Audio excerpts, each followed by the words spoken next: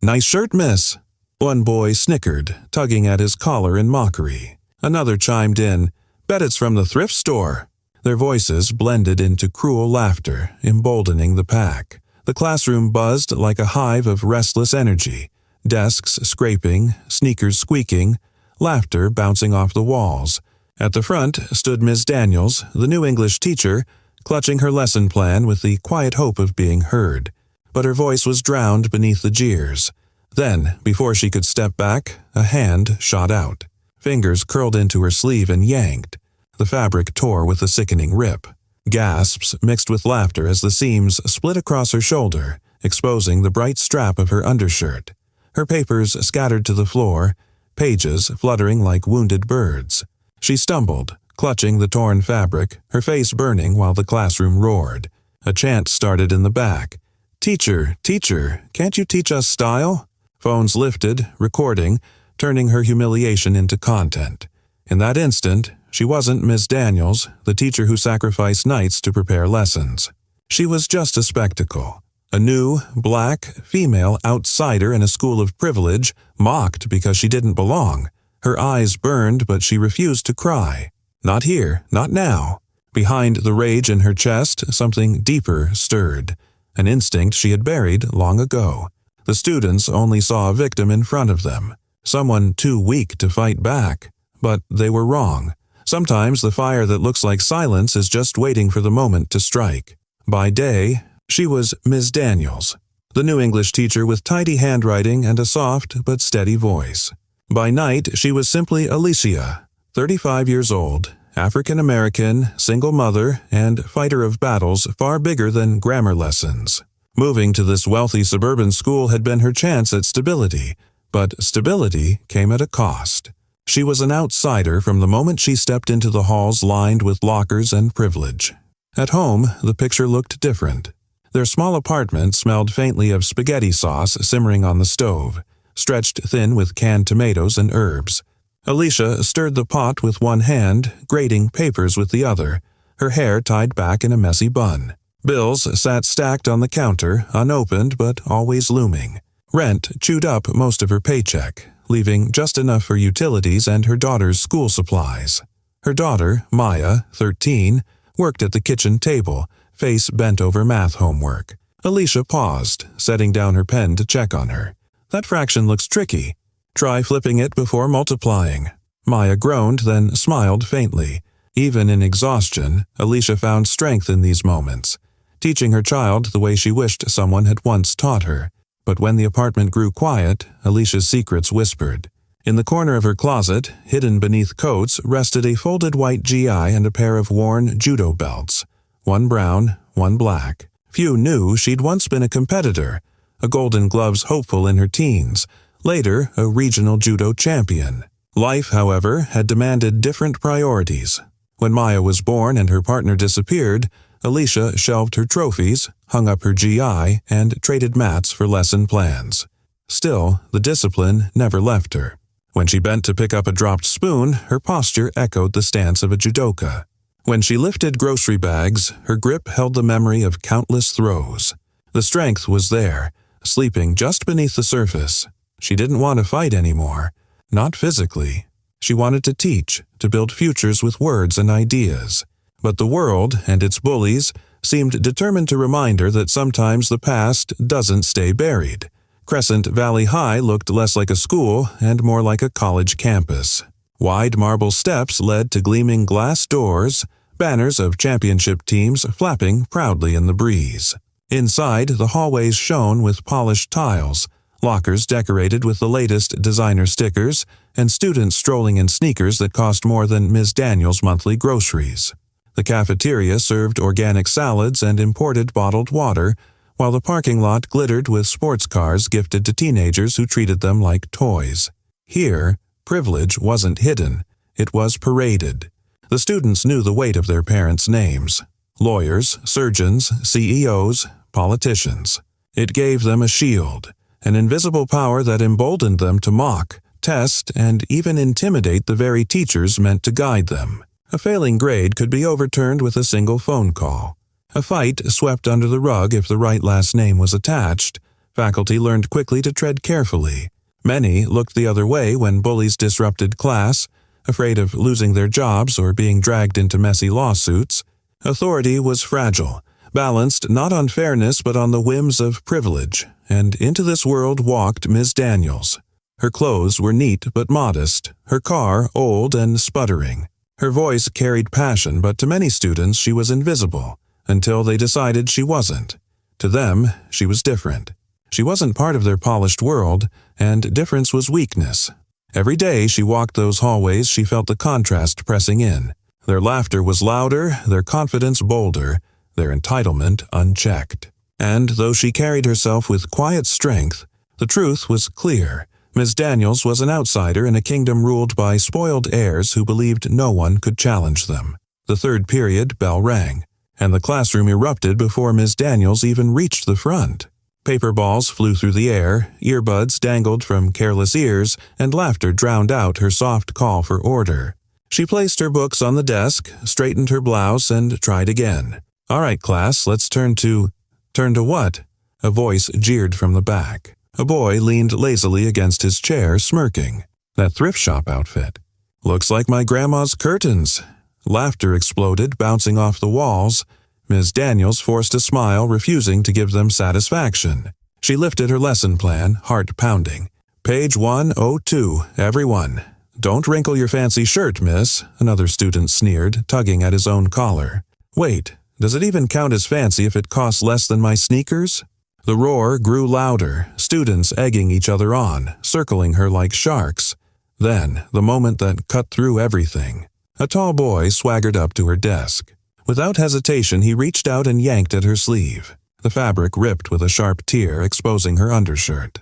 The room gasped, then erupted into cruel laughter. Phones rose instantly, recording her humiliation for the world to see. Miss Daniels stumbled back, clutching at the torn fabric. Her vision blurred with heat, not just from embarrassment but from something sharper, anger, instinct. The boy laughed, holding the torn cloth like a trophy. And then it happened. He stepped closer, taunting, and her foot shifted without thought. Her hand caught his wrist, her hip turned, and in one fluid motion the boy soared through the air. The world slowed as his body crashed onto the linoleum with a thunderous thud. Desks rattled, papers scattered, silence fell. The laughter died instantly. Phones stayed raised, but hands shook. The bully groaned on the floor, stunned and humiliated. Miss Daniels froze.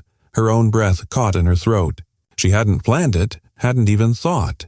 It was pure reflex, the ghost of a past she had buried. The students stared at her, wide-eyed, whispering, "Who is she?" The clip hit the internet before Miss Daniels even finished her school day. By the time she got home, it had already spread across group chats and TikTok. The video showed the shirt being ripped, her flustered expression, and then, looped endlessly, the bully's body crashing to the floor.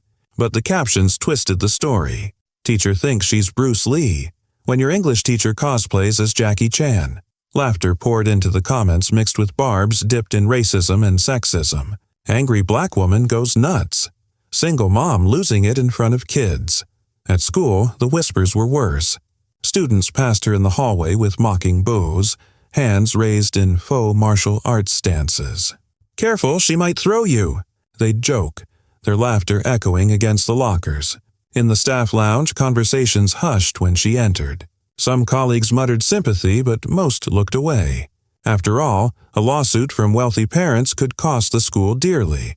By Friday, the humiliation had bled into her home. Her daughter, Maya, sat at the kitchen table with her phone in hand, tears streaming down her cheeks. "Mom, is this you?" she asked, voice breaking. On the screen was the video, edited with clown music and subtitles. "Karate Mom Loses Control." Ms. Daniels' chest ached. She reached for the phone, but Maya pulled it back, shaking her head. "They're all laughing at you. Even kids at my school are talking about it." She buried her face in her hands, shoulders trembling. "Why do they hate you so much?" Alicia knelt beside her, pulling her close, forcing her own tears down. "People laugh at what they don't understand, baby. But that doesn't define me. And it doesn't define us." Her voice was calm, but her hands trembled as she smoothed Maya's hair. When Maya looked up, Her eyes glistened with something more than sadness. "You could beat them, Mom. I know you could. Why don't you fight back? Please." The words pierced deeper than any insult online. Alicia couldn't explain. Not about the medals tucked away, the black belt folded in her closet, the fire she had spent years burying. She couldn't risk her job. Teaching was their lifeline. It kept food on the table and rent paid. If she fought back now, the wealthy parents would have her fired in a heartbeat. So she swallowed her pride, buttoned up her torn blouse, and returned each day to the same hallways. The same sneers, the same taunts. On the outside, she carried quiet dignity. On the inside, the storm raged hotter with every whisper, because silence was survival. But it was also a prison. The days after the incident blurred into a grinding cycle of cruelty. Every time Ms. Daniels entered her classroom, a new humiliation awaited her. One morning, she found paper airplanes littering her desk, each one scrawled with stick figures of her throwing students across the room. Another day, a boy faked a swing at her face just as she leaned over his desk to collect homework, jerking back and laughing when she flinched. "Whoa, Sensei," he chuckled, hands raised. "Don't flip me, okay?" The class erupted in cruel laughter. They threw paper balls when her back was turned.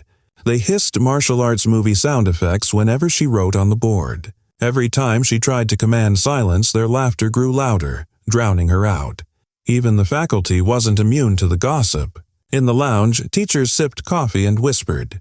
"She's got form," one math teacher muttered. "Did you see how she moved?" Another shook their head. "Doesn't matter. Those parents will eat her alive. She won't last the semester." Their pity stung worse than the students' cruelty. They saw her as temporary, disposable, a scandal waiting to explode. Only one voice cut through the noise. Mr. Carter, the veteran history teacher, grizzled and gray, watched her with the sharp eyes of someone who'd seen fights outside classrooms long before. After a particularly rough day when she lingered to collect crumpled paper off the floor, he approached quietly. "You've trained before," he said simply. She froze, a wad of paper in her hand. "I don't know what you mean." Carter tilted his head, studying her. "That throw wasn't an accident. Not the way you shifted your hip. That's muscle memory." His voice carried no judgment, only certainty. "Judo, isn't it?" Alicia's throat tightened. "That was another life," she whispered. She turned away, desperate to shut the door on the past, but she couldn't shut it out completely. That night, long after Maya had gone to bed, Alicia found herself walking back to the empty school gym. The lights flickered low, casting shadows across the polished floor. She slipped inside quietly, heart pounding as though she were breaking into her own world. The mats still smelled faintly of sweat and chalk. She stepped onto them barefoot, carrying a small duffel she hadn't touched in years. Inside lay her jai and her belt, worn, frayed, but heavy with history. She didn't put them on. Instead, she tied her hair back and stood in silence, breathing deeply.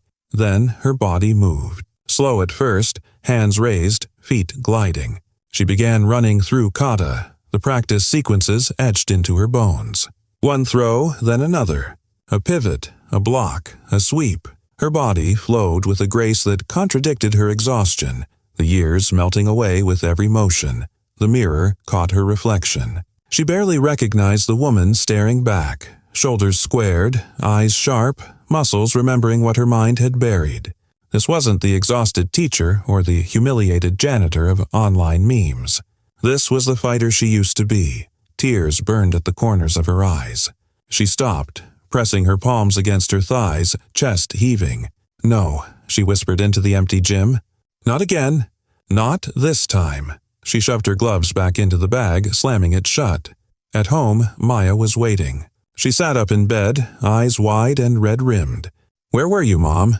Alicia hesitated, then sat on the edge of her bed. "Just clearing my head." Her daughter studied her, searching her face.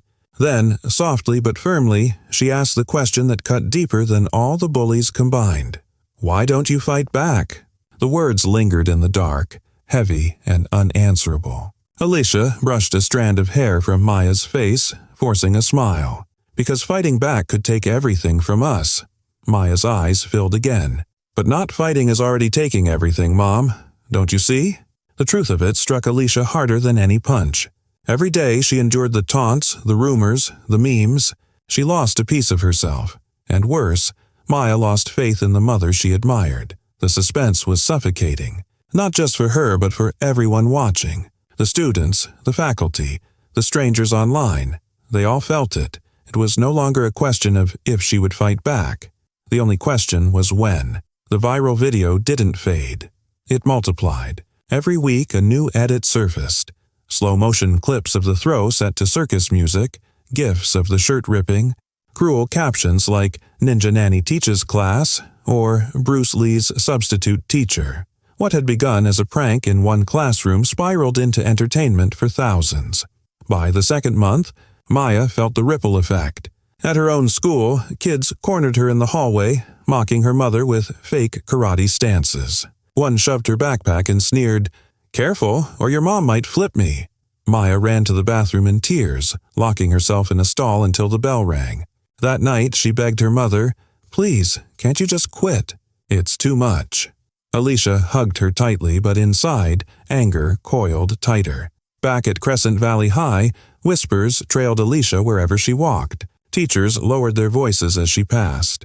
Some dismissed her as a liability, a scandal waiting to break. Others spoke with hushed awe.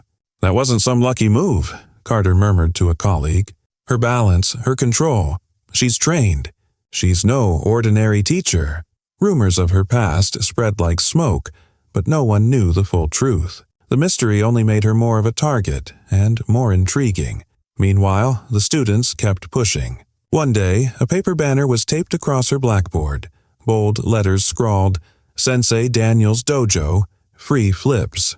The class erupted in laughter before she could tear it down. Another day, a boy fake fainted when she called on him, sprawling dramatically on the floor.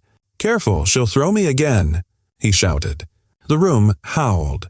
Each incident was a mini turning point, a fresh twist to keep both the audience and Alicia on edge. Every insult forced her closer to a breaking point. Every humiliation chipped at her silence. Every cruel laugh pushed her story further online, where strangers debated. Was she dangerous? Was she heroic? The suspense was unbearable. The world kept waiting for her to explode, for the moment she would finally stop enduring and show everyone who she really was. "Good morning, Ms. Daniels," a boy said one day as she entered the classroom, his tone dripping with fake politeness. He bowed theatrically, palms pressed together. "Sensei, will today's lesson include flying kicks?" The class erupted in laughter. A girl chimed in. "Careful, don't make her mad. You know how those people get when they lose their temper." The words carried the sharp edge of racism, disguised as a joke. Alicia set her books down calmly, her face unreadable. "Open to page 140, she said evenly, her voice steady despite the heat crawling up her neck. Her knuckles whitened against the chalk, but she didn't rise to their bait.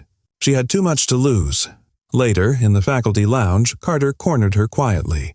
"You keep swallowing it," he said, his voice low, eyes steady on hers. "But injustice doesn't dissolve. It festers. And when it bursts, it's ugly." She sighed, stuffing papers into her bag. "If I fight back, I lose this job. And if I lose this job, I lose everything for Maya. I can't take that risk." Carter leaned back, his gaze heavy. "You think silence keeps you safe, but it only teaches them that cruelty has no consequence." That evening at home, Maya slammed her backpack on the floor, tears streaking her cheeks. "They made fun of me again. Said my mom's a circus act. Why do you let them treat you like this?" Alicia knelt beside her, forcing calm into her trembling voice. "Because sometimes walking away is the only way to survive." But Maya's eyes burned with hurt. "No, Mom, walking away isn't surviving. It's letting them win. You're stronger than this." "I know you are." The words struck deeper than any insult. For the first time, Alicia had no reply. The prank was planned. Alicia could sense it from the moment she walked into class and saw too many phones angled toward her, their lenses glittering like hungry eyes. A few boys stood idly near the door instead of sitting down. Desks were pulled just slightly off kilter, forming a crooked circle around her. She placed her lesson plan on the desk, her voice steady. "Take your seats. We're starting." No one moved. Instead, a tall boy shoved a desk loudly across the floor, the screech of metal against tile cutting through the air. "Nah, Miss Daniels," he sneered. "Today's lesson is Judo 101. Laughter exploded, bouncing off the walls. Another boy stepped forward, feigning a bow. "Teach us how to throw, sensei," he mocked, lunging suddenly with his hands outstretched. Alicia sidestepped, his arms swiping at empty air. The crowd roared. Then 2 more moved in, blocking the exit. The prank wasn't harmless anymore. It was a trap. Phones rose higher, live streams already ticking upward in the corner of her vision. She felt her pulse steady, her body cooling, her training sliding into place. Round 1. The first boy lunged again, swinging wide, sloppy fists aimed for her shoulders. Alicia pivoted, letting his momentum carry him past her. Another jab came from the left. She parried with her forearm, redirecting the strike with almost effortless calm. Every attack missed its mark. To the students watching, it looked like magic. Miss Daniels wasn't fighting. She was flowing, deflecting, making bullies look clumsy. The laughter faltered, replaced by murmurs. Round 2. Frustration set in. One boy rushed her head-on, cocky and reckless. Alicia caught his wrist, twisted, and swept his legs. He slammed onto the floor with a grunt. Gasps rippled across the room. Another charged from behind. She pivoted, grabbed his collar and sleeve, and launched him over her hip. He hit the ground with a thud that rattled the desks. The class erupted, not with laughter, but with stunned silence broken by scattered shouts. "Holy crap, did you see that?" Phones zoomed in, capturing her every motion. Alicia moved like a surgeon, precise, efficient, exposing every weakness. The bullies scrambled to their feet, but their bravado was cracking. Sweat dripped down foreheads, their breathing ragged. She, by contrast, stood calm, shoulders relaxed, eyes sharp. Round 3. The ringleader, the one who had ripped her shirt weeks before, stormed forward, desperate to reclaim control. "You think you're tough?" he shouted, barreling at her with all his weight. Alicia didn't flinch. She stepped aside, hooked his arm, and in one seamless motion executed a perfect judo throw. His body arced through the air before crashing onto the tiles with bone-rattling force. The sound echoed like a drumbeat. Silence swallowed the room. The bully lay groaning on the floor, eyes glassy, his ego shattered more completely than his body. Phones hovered, frozen mid-record, capturing the moment that would flood the internet by nightfall. Miss Daniels adjusted her blouse calmly, her breathing steady. She didn't raise her fists or gloat. She simply stood tall, composed, as if the chaos around her had never touched her. Then, slowly, the silence cracked. She just, a student stammered. Another shouted, "She's a beast!" The classroom erupted, but this time with awe. Cheers, gasps, disbelief. For the first time, they weren't laughing at her. They were looking at her with something closer to fear and respect, and every phone in the room streamed the moment live to the world beyond those walls. By nightfall, the clip had already swept across social media. The same students who once mocked her now posted breathless captions. "Our teacher just destroyed the bullies." Unlike the first video, this one carried no clown music, no sneering edits. It was raw, unfiltered power. The hashtag, #RespectYourTeachers, climbed the trending list within hours. Comments poured in from strangers around the world. Finally, someone stood up to them. Protect this woman at all costs. In the staff lounge, teachers replayed the footage on their phones, stunned. For the first time, Alicia wasn't the subject of pity or ridicule. She was the subject of awe. At home, Maya clutched her mother in the doorway before Alicia could even set her bag down. Her arms wrapped tight around her waist, face glowing with pride. "You did it, Mom," she whispered fiercely. "You showed them." For the first time in weeks, Alicia felt her daughter's faith restored, her eyes shining not with tears but admiration. But the glow of victory came with shadows. By the next morning, emails flooded the principal's office. Parents of the humiliated boys demanded action, some calling for Alicia's suspension, others threatening lawsuits. Excessive force, they called it. Unprofessional conduct. The world was cheering her on, but inside the school walls the storm was far from over. The school board chamber felt more like a courtroom. Rows of parents glared as lawyers painted Miss Daniels as a violent, unfit teacher. The boys sat smugly, bandaged but unrepentant. Alicia sat silent, hands folded, every word against her a stone on her chest. Then Carter stepped forward, presenting hidden footage he'd collected. Weeks of taunts, racist slurs, and the ripped shirt that started it all. Gasps rippled through the room. Students bravely testified to her patience, her dignity. Finally, Maya stood, voice trembling but strong. She spoke of late nights, of her mother's sacrifices, of how she never fought for herself because she was too busy fighting for her daughter. The board fell silent. After deliberation, the gavel struck. Miss Daniels was cleared. The bullies, not her, faced suspension. Justice, at last, belonged to the one who had been underestimated all along. True strength is often misunderstood. Too many believe it lies in domination, in mocking, humiliating, and tearing others down to feel powerful. But Miss Daniels' story shows the opposite.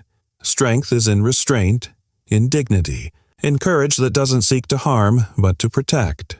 She endured humiliation, not because she was weak, but because she valued peace over pride. Yet, when pushed too far, she revealed a truth the bullies never saw coming, that the quietest person in the room can carry the fiercest fire. Her fight wasn't about bruises or broken desks. It was about protecting her dignity, her daughter's faith, and the principle that respect is not optional. It is owed to everyone. Her journey reminds us that underdogs rise not because they want the spotlight, but because injustice forces them into it. And when they rise, they change the balance of power forever. Months after the board's verdict, Crescent Valley High's gym looked different. The same floor where laughter once echoed at her expense now rang with the sound of mats hitting the ground. Students practicing controlled falls and steady stances. Ms. Daniels had launched free after-school self-defense workshops, open to anyone who wanted to learn, not just techniques, but confidence, discipline, and respect. At first, only a handful of curious kids came, but soon word spread. Students who had once mocked her now lined up to bow politely before stepping onto the mat. Even some of the quieter bullied kids found their voices through the program, standing taller with every session. On the wall, above the whiteboard, she hung a sign: "Strength is protecting, not humiliating." It became the workshop's mantra. Maya often stayed late, helping her mother set up mats, smiling as she watched her teach. "You don't just fight, Mom," she said one evening, pride shining in her eyes. "You change people." And for the first time in years, Alicia believed it. Their future no longer felt fragile. It felt secure, built not on silence but on courage, and on a legacy of resilience that would outlast every bully's laugh. Sometimes, the most dangerous person in the room is the one everyone underestimates. Miss Daniels walked into her classroom seen as an outsider, dismissed, for her clothes, her background, her quiet voice. Yet when the line was crossed, when her dignity and her daughter's faith were on the line, she revealed a power that had nothing to do with throwing punches and everything to do with resilience. Her fight was never about glory. It was about showing her students, her daughter, and the world that true strength isn't in humiliating others, but in standing firm, protecting, and refusing to be broken. The same people who laughed at her now chant her name. The same classroom that was once a stage for cruelty has become a place of respect. Her story is a reminder to all of us. Courage can be quiet, but when it speaks, it changes everything. If this story inspired you, share it with someone who needs courage today. Subscribe for more stories of justice and resilience, because every underdog has a fight worth telling, and sometimes the smallest voices carry the greatest power.